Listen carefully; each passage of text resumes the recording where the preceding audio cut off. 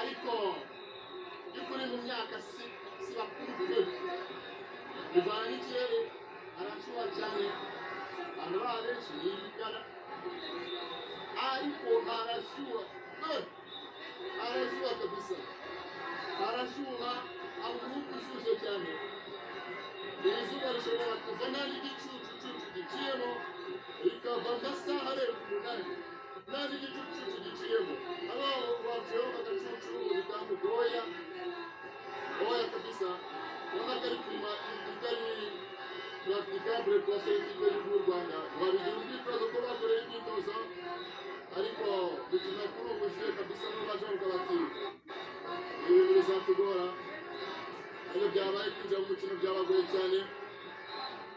aya bakaba 32 igitego